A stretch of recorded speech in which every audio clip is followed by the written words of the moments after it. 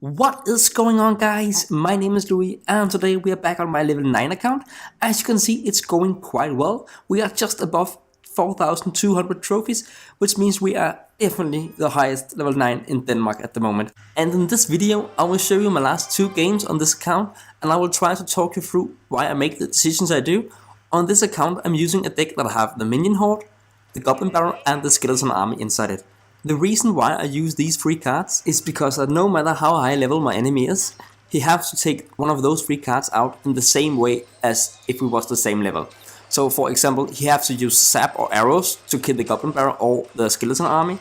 He can't just throw something like a fireball at my barbarians because the fireball will kill the barbarians immediately, which gives me a huge disadvantage. As you guys probably can see, my Minion Horde is in quite a high level. It's because I choose only to request Minion Hordes, because if I have like level 10 minions and my enemy have a level 12 sap, he can take my minions out with his sap. And my Minion Horde is probably the most important card in this deck, because if my enemy make a mistake, I often use my Minion Horde because it's so powerful. So for an example, if my enemy is using his arrows on my princess and I think he don't have any counter left for my minions, I will always go for a full attack for my miner in the front as a tank, and I will support the miner with my Minion Horde. I could also use my knight as the tank, but I prefer having my knight left so I can use him for defense. In this situation, I know that my enemy don't have his arrows inside his card rotation, so I choose to make the attack that I described before. And as you can see, even that he uses archers, his sap and his giant minion, he can't really take the Minion Horde out. Of course I don't deal any damage to his tower. In this case he was defending for 11 elixir, and I used 11 elixir for my attack, and my miner got 3 hits I think, and I still made a little bit of damage to his tower with my arrows. So as long as my enemy is using the same amount of elixir to defend against my push that I do making the push, it can't really be a bad play, because as long as I make a little bit of damage to his tower and he don't have elixir enough to make a huge push, this game can only turn one way out, and that is a victory for me. As you can see in this situation, the Skeleton Army is a perfect counter for the Bowler. The Bowler don't deal any damage to the tower, and it didn't even kill all the skeletons in fact.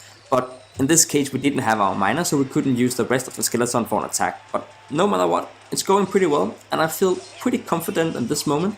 There is just under 40 seconds left, and all I really care about is defending. I know that I always can take out his tower with my miner. The reason why I throw the Goblin Barrel is not because I want to kill his tower, of course that would be great, but it's mostly because I try to take out his sap or his arrows. He finally got his push ready.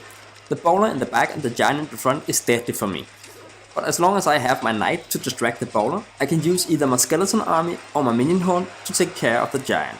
And with 10 seconds left, all I really want to do is to place all my high damage troop so I can take care of the Bowler and the Giant. And when the Giant goes down, he still has to deal 750 damage to my tower, which means that we win the game, and we are almost at 4,200 trophies at this moment, which is quite good if you ask me for level 9. But let's keep on going until the next game. When I have this starting hand, I can either do 2 things. I can place my Skeleton Army in the back, or I can place my Goblin Barrel at his tower. I don't have anything that I prefer. The good thing about the Goblin Barrel at his tower is because that he probably have to use his sap or his arrows if he have one of those. And the good thing about the Skeleton Army is that you can defend with it. As you can see here, it turns out to be quite a good decision using the Skeleton Army. I also use my Knight, which means that he can tank a little bit for the Goblin Barrel, but unluckily for me, he had a sap. As you guys can see, my enemy have a crazy offensive deck. He don't really have anything good at defending, apart from his bomb tower. So at this point in the game, I'm pretty sure that it won't be a 1 crown to 0 in this case. But at this point I know that he don't have a sap in his card rotation, and I would like to make an attack with the miner and the Minion Horde. But my level 9 account is on my phone and my fingers is quite huge, so this guy must think, what an idiot placing a Skeleton Army against a bomb tower.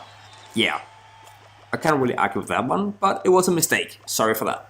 No matter what, the game is pretty much even at this point, and I have to figure out a way that I can get to his tower. The problem is that he have a sap from a Goblin Barrel and he have a bomb tower from a Skeleton Army, so it must be my minions that make the difference in this game.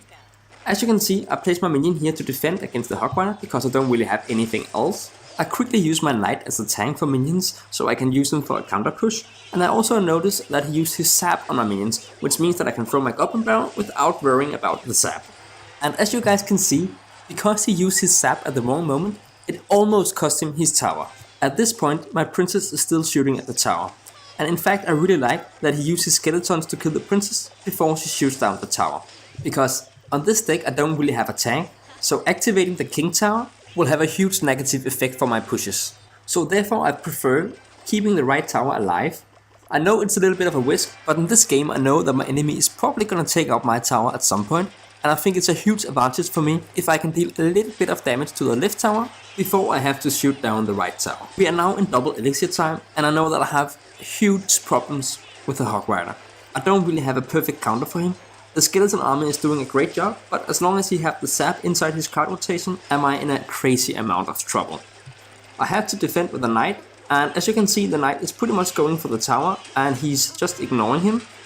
I think it's okay for me because we have 30 seconds left and I had to use my miner at some point to kill the tower.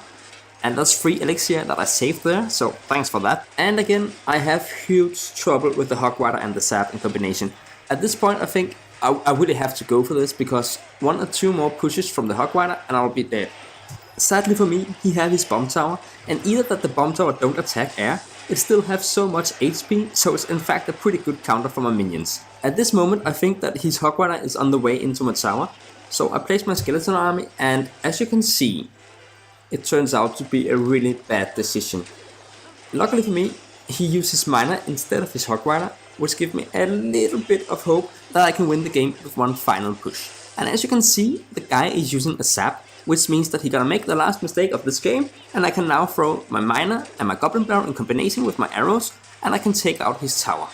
If he didn't use the sap, or if he did place the Hog Rider before the miner, he would win the game.